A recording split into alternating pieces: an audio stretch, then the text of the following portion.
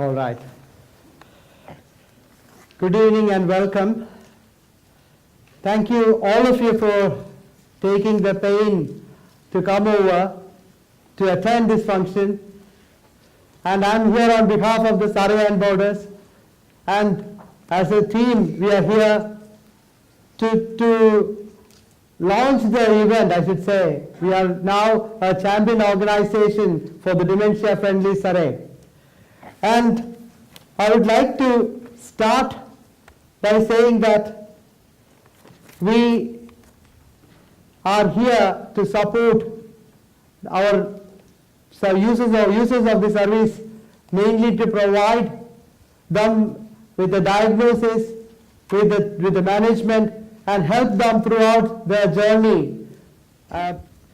On behalf of Surrey and Borders Partnership Trust, just really want to reiterate a very warm welcome to you all, and thank you for coming. This is a very significant evening for us, and some of that significance is due to the fact that we've got key partners here with us, and we're all going to be working together as organisations to continue to try and improve the quality of life for people who have dementia. So just as I say, I want to welcome you all and thank my colleagues for being here. Please say about the Surrey County Council. Hi, good evening everyone. Good evening. Oh, that's great. My name is Shidaa Adjin-Tettey and I work for Surrey County Council as a project officer. I've been working in this role for 2 years, and one of the key projects I've been working on is called Dementia Friendly Surrey, which is exactly what it says on the tin. We want to raise awareness of dementia within the community and make sure that people with dementia and their carers and their families and their friends are able to support each other to live well in the community with dementia. So I've got a little tab here on my shoulder. You probably can't see it, but it's just a brain, the shape of a brain with lots of hearts. It's made of hearts. And I think our project is really all about heart. So, yeah, thank you very much for coming. Yeah. Right, this is called Getting Old. When I was young and full of fun, I liked to be around with everyone. Then suddenly, goodness me, I became 71, and hopefully many more years to come. As I stood looking in the mirror, on the wall, and thinking, is this really me? And thinking, I'm not so pretty as I used to be, and feeling down in the dumps, wishing I could be young and full of fun. Happy, free and pretty once again, woe is me. My heart. You are always in my heart, we vowed never to part. Right from the start, from the first time I met you, I fell so much in love with you. I am so sorry to have hurt you. What a fool I have been. But you have always been in my heart, and in my dreams we shall never be apart. You will always be forever in my heart. Forever I will be true, thinking always of you. Why did you write the play? Like, was it based off of any experiences or anything, or just because you thought it was interesting? I have to quiet my voice now, I've got a loud voice. So, in terms of personal experience, my grandmother developed Alzheimer's in her 50s, and my mum also has Alzheimer's, and she developed it in her 50s. So in my family, Alzheimer's has been a massive big thing. And they say write about what you know, and I wanted to generate some work, and so I wrote the play, and 80% of what you've seen today actually has happened in my family. So like the walkabouts in the 90s, my grandma used to turn the gas stove on, and one of the early signs was she used to have a little tot of cherry brandy before she went to bed. And anyway, she kept forgetting, and she was getting herself and getting the dog drunk. She was giving the dog brandy and all sorts of things. You know, there's some really comedy moments. And my mum went on walkabouts as well, but she didn't go in her nightie. Hers was during the day. And so a lot of the stuff you've seen has actually happened. So that's personal experience. But when I first wrote the play, my family's experience wasn't a very good one. And the first draft, when I gave it to someone to look at, they said it's rather dark, but it's very true. And I was asked, did I know and understand about what living well with dementia meant? And I hadn't a clue. And she said, you know about memory cafes? And I had no idea. And she said, you know about singing for the brain, dancing with dementia, poetry for the brain? And I had no idea. And so I went out and I got informed. I visited the memory cafes. I saw this thing of the brain. And I thought, all this amazing stuff that is out there, and we had no idea. So in terms of my view of the play, we wanted to raise awareness and understanding to show that it is possible to live well with dementia. However difficult it is at times, you can also have some amazing moments. And the whole thing of singing with the brain and stimulating past memories is just very important. Yeah, and hopefully this is what we're trying to achieve. One of the things, anyway.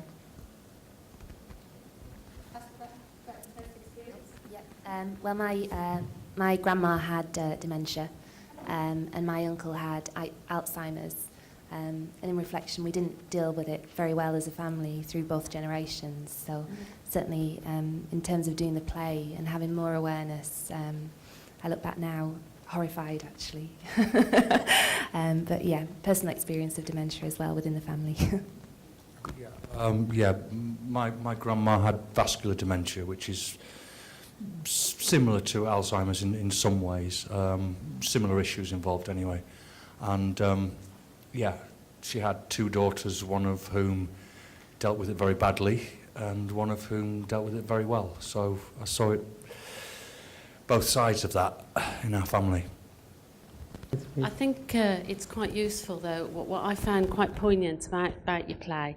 I think you've done more this evening in your play than any of us professionals standing up in a group doing a lecture on dementia, and I think it was very powerful and it was very real and the experiences were very real, and I think it's putting that message across. And I think the other thing I liked about it, I think this is something that could equally go out into schools, about educating schools, because I think we have to start young. And I just thought it was really powerful. So I personally...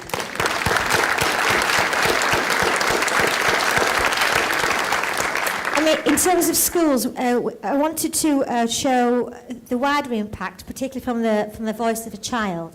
And so our first ever performance was in a primary school. And so this works well in primary schools. We've taken it to secondary schools. Brilliant for PSHE in secondary schools. And one of the, I think, the very important things is when we did the feedback with the children, one of them said, I wish my mum had seen this play because my grandmother got poorly and they took her away. And I never saw her again. And after she died, they told me she had Alzheimer's. And this 7-year-old said, I wish my mum had seen this play because maybe she would have let me see my grandma. And I think as adults, we can be very overprotective of our children and think they can't handle it. And actually they can. And when they saw the play, I mean, one of the comments was, well, it started off very, very funny, and then it got a bit sadder, and then it got really sad. Do you want to pass on some of the comments about what they said?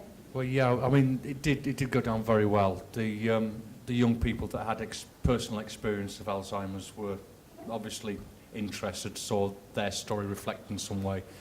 The ones that didn't have any experience did what children often do. They were just interested. They were just curious to know. No judgment, no opinion, just wanting to know what this thing was. The only thing that they hated was kicking the dog. That was the worst bit of the whole play for most of them, apart from the one that liked cats and not dogs, who was quite happy. A couple of weeks ago, we were in Hull, and we had two schools, a large audience of 7-year-olds, and a little boy came up afterwards, and he said, I knew the dog wasn't real because he didn't blink. Never mind John and strings. Shandy didn't blink. But I think what your story is telling us is about how much attitudes have changed around dementia, because I've been doing this 30 years. I know I don't look old enough, but I have been doing it 30 years. And when my eldest daughter was little at school, in primary school, they did the thing, what does your parents do for a living? And Laura was quite excited because we had one of the children's parents was a doctor, there was the ambulance driver, the fireman, and she was going, my mum is a nurse, my mum is a nurse. And the teacher said at the time, oh, but you can't come in because the sort of nursing I did, well, it would frighten the children and we don't want to talk about it. And they didn't want me talking about what I did for a living because of the type of nursing I was doing at the time. I mean, that was a long time ago, but it shows you how much attitudes have changed around towards dementia. And I think that's the positive. Yeah. There's a mic here. Please, thank you. Thank you.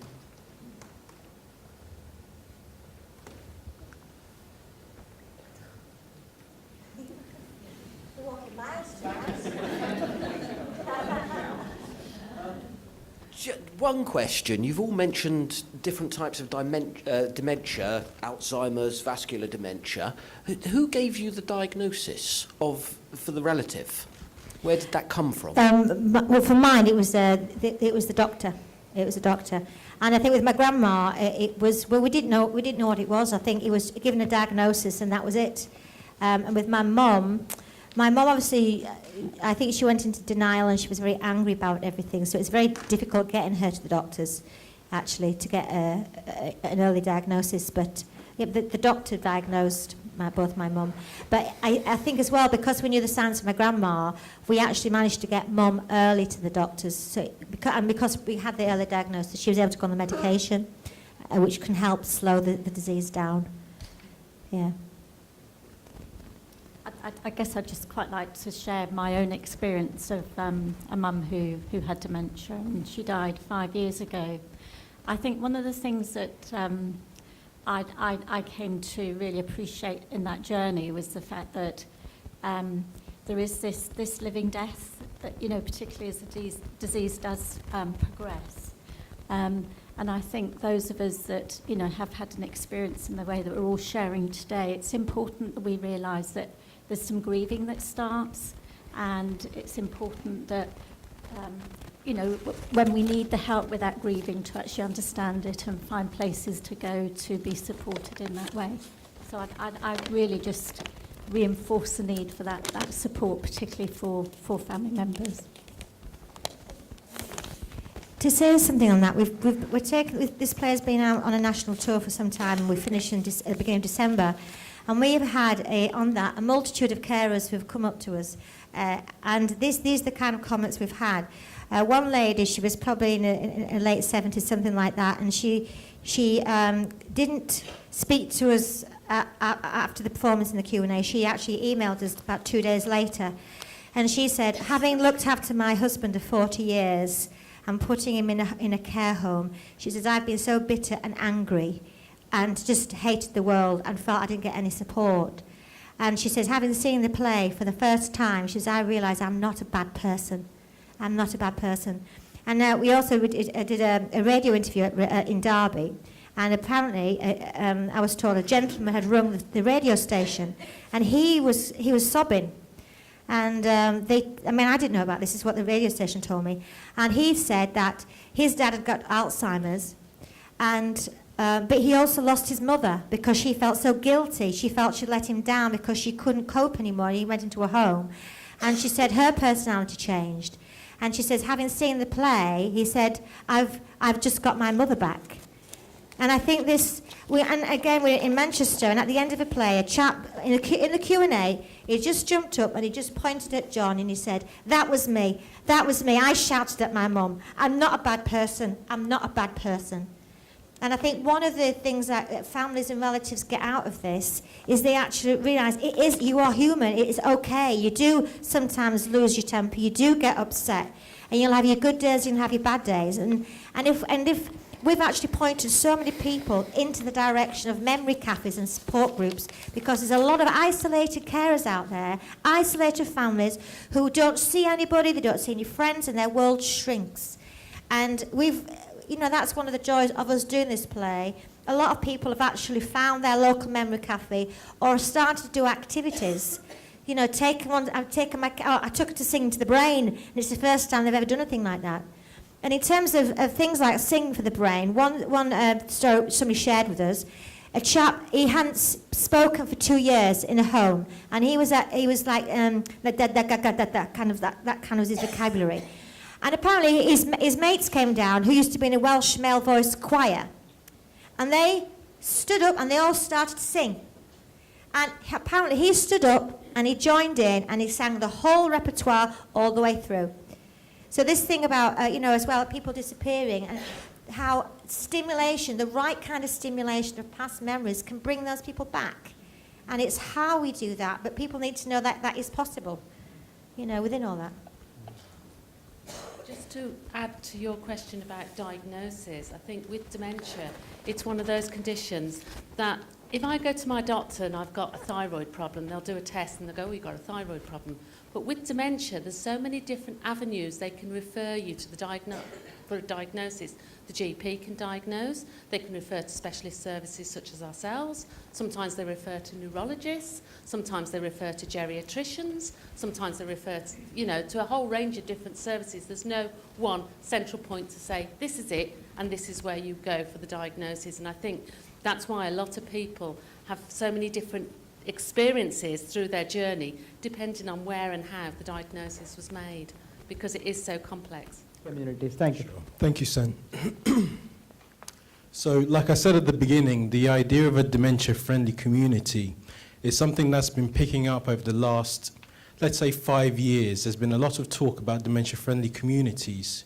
In places like York, up in the north, in places like Devon, etc., they're starting to build this idea of a dementia-friendly community. When we started 2 years ago, we knew the word, but we didn't really know what it meant in terms of practice. But what we ended up doing was asking people with dementia and their carers themselves, what is it that would make your community much more friendly? And they talked a lot about things like simple raise awareness of dementia, so that if I go into my local shop, my local butcher's, my local Sainsbury's or supermarket, and I pick something up and I put it in my pocket and walk out the door, the security guards aren't going to, tackle me down, or people aren't going to look at me funny in a restaurant. So this is all part. I'm really, really happy that SABP have joined our dementia-friendly champions, and Sen hasn't said it yet, but he's one of the chairs, together with Dr. Philip Gavins in the corner there, sitting very quietly. Philip, the GP who works with us. These people, many of the people in this room here, are part of our community of champions, and they're doing a lot of activities through their own organizations, working with theatre companies, or quietly just going about raising awareness of dementia. And this is exactly the starting point that we want to kind of move forward. Yes. Hi, I'm actually a student nurse here with my colleagues. Thank you very much, by the way, really excellent play.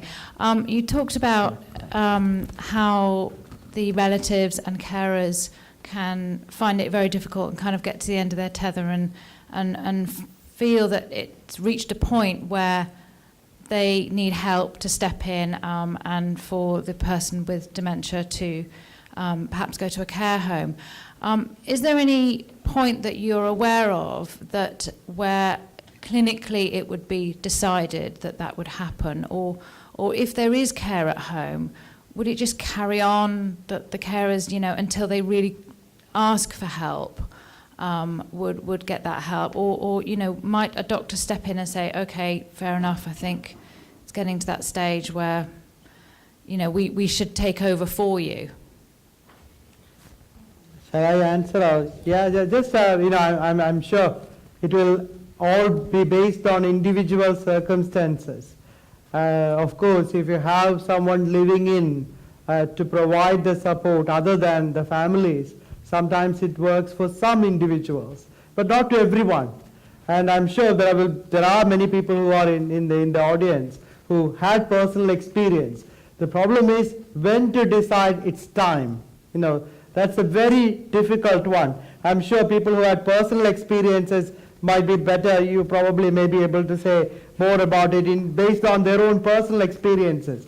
Because from a prescriptive point of view, I don't think a doctor can decide, this is the right time to go. But we can discuss the pros and cons of making that decision, probably giving you more information about it, what is best.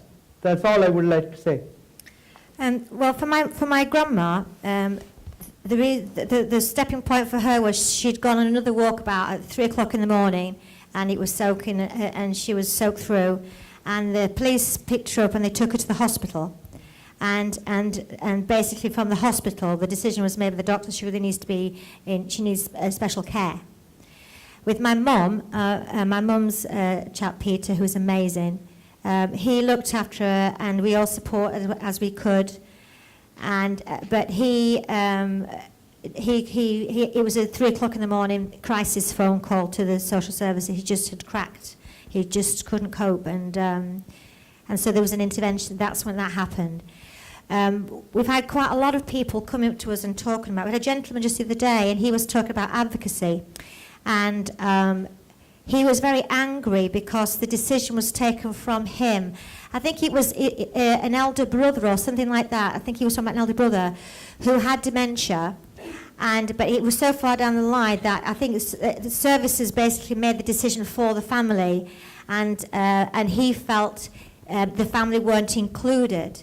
So I think around the country, how that is deemed and how it's managed is patchy.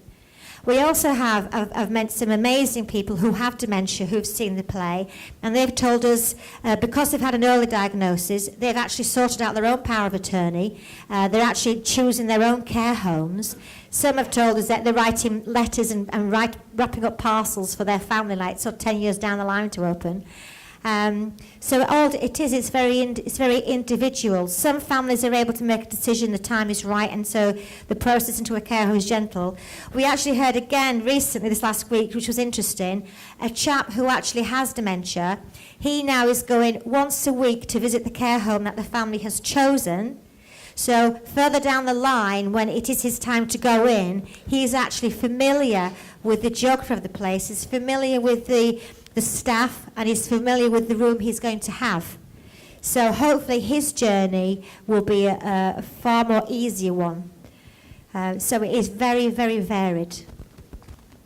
I think you're right, it is very varied. And certainly my husband's gran had dementia, and sadly she had to be sectioned under the Mental Health Act. I swear blind that my husband only went out with me in the first place to get her assessed quickly. And she deteriorated quite quickly, and his mother at the time was actually working for social services. She was a manager of a children's home, and for her to have a week's break, he arranged for him to go and stay with his nan and look after her for a week, because he hadn't realised how bad she'd got. And he kept phoning me up saying, "You're going to have to come, I can't do this." And I kept saying, "No, I'm not coming. You need to realise what your mother has been doing 7/7, 24 hours a day, 7 days a week, whilst trying to hold down quite a responsible job, because his nan was getting him up in the middle of the night, asking him who he was, bringing him cups of tea at 4 o'clock in the morning. And sadly, she did deteriorate and we had to use the Mental Health Act for her to go into hospital, which again is quite traumatic and quite difficult for people when they have to go through that route. But it is very varied for people. Thank you. Just as additional comments to what's just been said, it made me think of an excellent video on YouTube where there's a headmaster who was diagnosed with dementia, but because it was caught early, he managed to kind of have the time to set up his team, his teaching team, hand over everything, and then he was able to kind of plan forward, he had enough time to plan ahead. I think often what sometimes happens is that by the time the dementia is diagnosed, people are quite far down the line. So the transition between the community into, let's say, a nursing home is quite short. Whereas what we're trying to encourage is this kind of earlier diagnosis so that people can receive the support that's available to them in the community. Things like the Alzheimer's Society and their services. We've heard about things like Singing for the Brain, memory cafes, things like telecare, which can help support people in their own home. So I guess, kind of for me, part of the message is that the earlier the diagnosis, the better the chances of somebody maintaining a good quality of life for longer in the community. In Surrey Downs, we were fortunate that we had the Prime Minister's Dementia Challenge project. Jo and her team had organized, and Dr. Alia Khan brought this project to Surrey Downs. This project was mainly to diagnose people early based on screening, but screening is not recommended for dementia in general. This is based on people who are at risk. For example, someone with early signs of subjective memory impairment, or people with Parkinson's disease, people with long-term physical health conditions like stroke, mini stroke, heart diseases, hypertension, diabetes. They were all sent questions or invites asking them to participate in this project. And we did screen over 6,000 people, and nearly 2,000 were seen for the initial screening, and 200 had full comprehensive assessment. And I have to say 120 of them had the dementia or the early stages of dementia, and we were able to help them and support them through the Surrey and borders. Thank you. Hi, our mum's just been diagnosed. She's 84. I'm just wondering, the deterioration that we saw in the play, what sort of period are we looking at? Because she's at the stage where you just have to keep repeating everything to her. She can tell you what day of the week it is. She can tell you who's Prime Minister. She can answer all those questions. She got 29 out of 30, and my brother, who's 40-something, got 27. But but she could forget, I took her out for lunch, and we don't live in dementia-friendly, well, my mum doesn't live in dementia-friendly Surrey. She lives in Norfolk. I've got no idea whether that's dementia-friendly or not. And I took her out for lunch, and she asked me 7 times, where did we go for lunch? What broad was that on? Where did we go for lunch? And I'm just wondering, what sort of period are we looking at for that sort of deterioration that you portrayed? Brian, would you like to comment on it? I'll just ask one of my colleagues. Can you pass up Brian the mic, please? Yeah. Brian works at the northwest of Surrey. Thanks. Mike here, Brian. Put me on the spot. I'm guessing your question was partly to Belinda, is that right? Belinda. Belinda, in the sense of what she was obviously, I presume, portraying something for theatre purposes. Clearly, what you said I today, think artistic license. We wanted to do the full journey. So, but in our minds, probably it was about 7 years. But I mean, from my experience, like my mum's, she was diagnosed in her 50s, and she's 74 now, and she's going strong. Whereas I know some people deteriorate. The journey is very, very quick. Yeah. So artistically, we wanted to do the full journey, but in 90 minutes. in 90 minutes, the whole lot. For I'll pass you over to. For the lady who you're obviously, it's very difficult. Nobody, I think, can answer the question that you've asked meaningfully and properly without knowing your mum. And even with knowing your mum and having assessed your mum, it's still difficult to predict what might happen. What we can say is that people like your mum, Belinda, who have a condition diagnosed early, as we've heard, it's important to intervene early. People who develop dementia in their 50s tend to have a very different condition to people who develop the condition in their 80s. So it's not an evasive answer, it's really hard to answer the question. But somebody with an MMS, with the scores that you've described, if they've had contact with the appropriate professionals, you're doing all you can to optimise her chances to live well with dementia and to stay at home. And the people that she is linked in with are the best people to give you some sense of how things might pan out, so that whatever happens, you can plan for it. But you're certainly describing somebody who's got an early dementia, and all I can suggest is that you link with the team who are supporting her and make sure that they support you, support her in planning ahead. I don't know if that helps at all. It's a hard question to answer. Thank you, Brian. Thanks. Sorry to put you on the spot, but I thought thank you very much. There was a question over there. I'd like, can you hear me? Yeah. I'd like somebody to actually define early dementia. Do you mean early commencing in relation to the person's age, or is it the early stage of dementia? Brian, you can answer. Sorry, I haven't finished yet.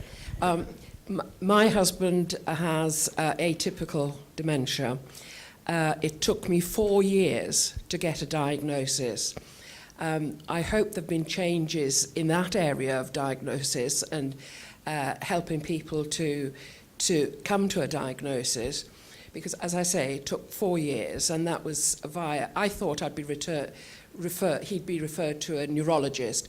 It just sounded better than a psychiatrist. But he was, in the area we lived, everything was done through the psychologists and the geriatricians. So the day that we went and asked for medication was the week after NICE had said you cannot use rivastigmine or Donepezil or galantamine, the other medications. the other yeah. ones on early stages. But the whole point of medication is to slow up the rate of the disease. Are there any changes, any more help then? Because that was the stage where I was very depressed and anxious because I knew he had dementia. I've got a nursing background and I could see the signs. He went through all the psychological testing and he was an intelligent man and he could answer the questions. He could remember the questions that were being asked. And I felt at that stage I was lacking in a support. Has that changed in the last I know. 7 years? Yeah, thank you. Shall I just ask Phil, who is a GP there, just to answer? You can pass the mic to Phil. Phil is a GP because he has worked with the Dementia Challenge Project in terms of early diagnosis. Dr. Phil Gavins, yeah. Hello. Well, I think Dr. Sen and I would agree that we'd like to start using some of the dementia drugs earlier, but really NICE needs to change its guidance before GPs around the country will stick their neck out and do things. Yeah. But what happened during the course, I suppose, of, initially the drugs coming into market and over a period of time, people started using it. As you probably know, lots of memory clinics were around the country and they were all prescribing medication. But because of cost effectiveness, NICE, because not now, it's the previous guidelines, it's not now. No, it has changed. It has changed in terms of, at that time it was, because they were all on patent, those medications which were prescribed. From 2012 onwards, they have all gone off patent. And we have been using these medications now, all of us means all the consultants, and I'm sure some GPs do prescribe it, but mostly seen by specialists and prescribed by us mostly to initiate and then continued by the shared care protocol through the GPs.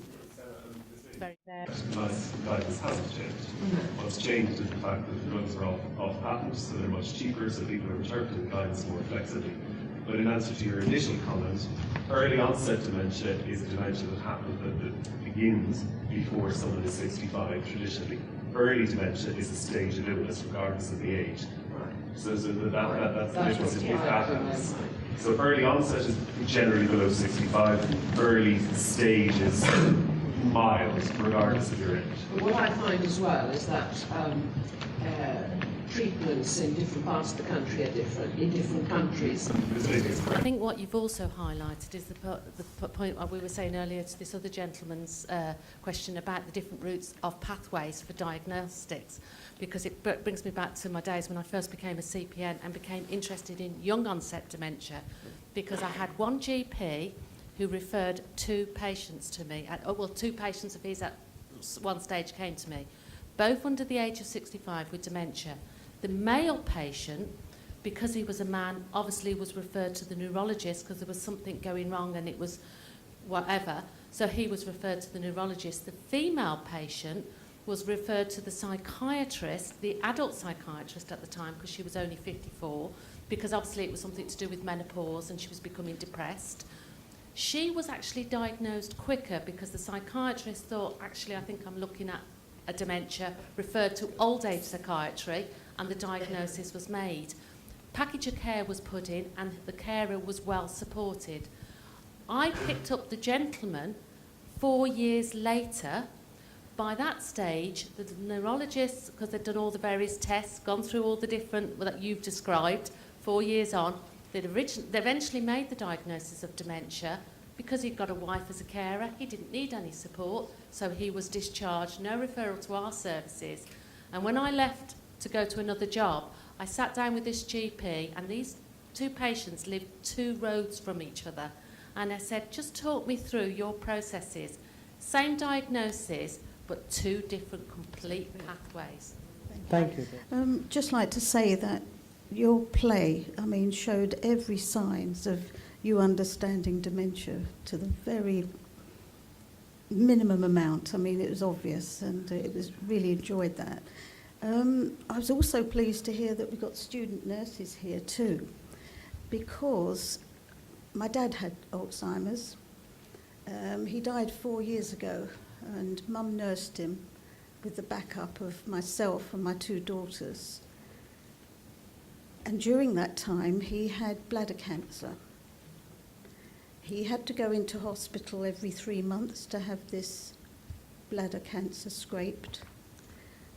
The anaesthetics really did upset the Alzheimer's situation even more.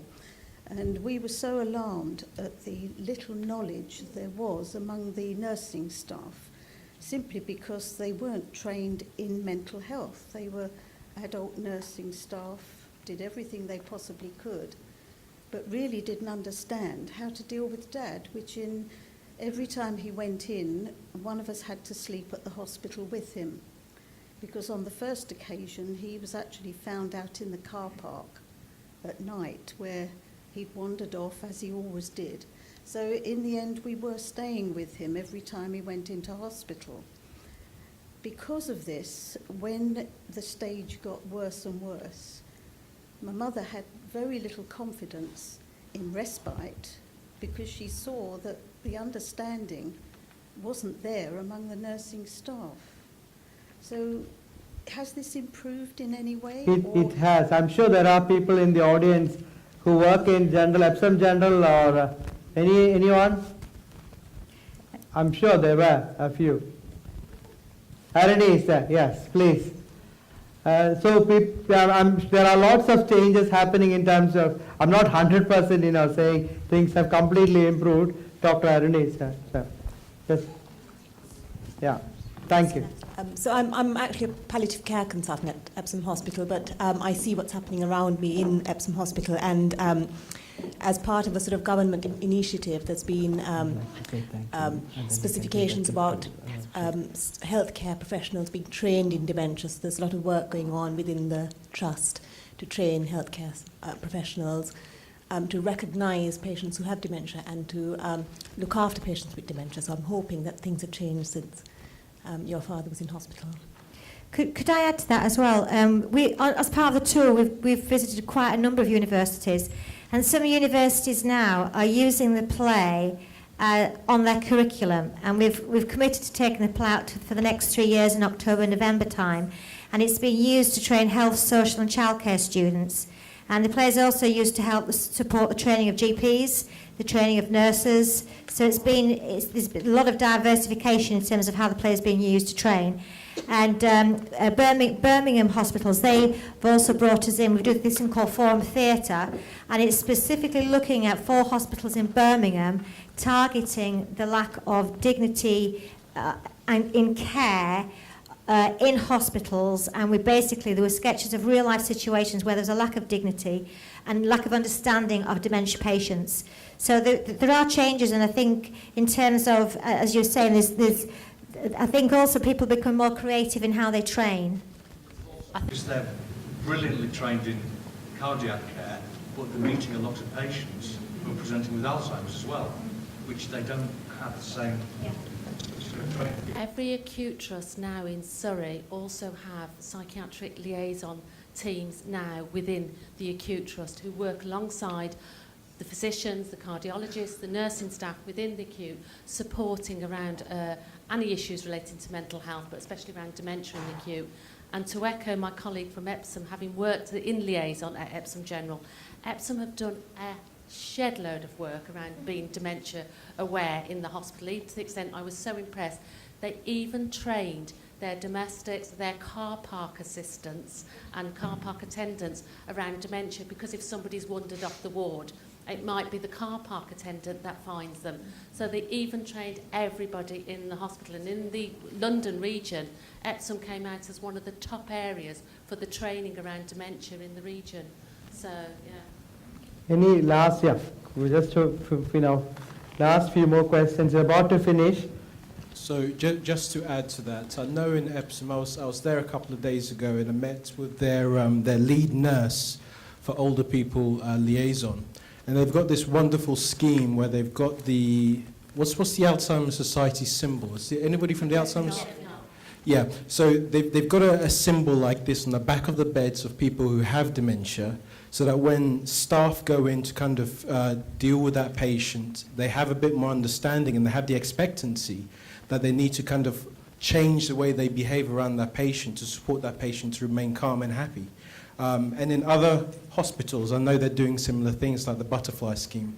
So to answer that question, yes, there is an awareness of dementia within the hospital, and there are approaches being taken forward by clinical teams within the hospitals to support people with dementia, including psych liaison. Sorry, thank you very much. I'd just like to say that it was a very good play, and I've learned a lot. I'm a carer for my wife here. What are you doing from now? You mentioned, I think, that you produced a play for the schools. Did you say that? This play we've taken into schools, secondary schools. We've taken this play into a variety. We've even performed it in Old Dairy. So we've taken this play out, and we're considering doing Act 2, Grandma in a Care Home. That was another play we may be developing. But this one, it seems to tick lots of boxes in terms of training, but it works for little ones. We've had up to 5-year-olds seen the play, up to 105. So. Okay. And when you're going on television, then? I wish. I tell you, it's interesting. Everywhere we go, people who see the play are very moved by it.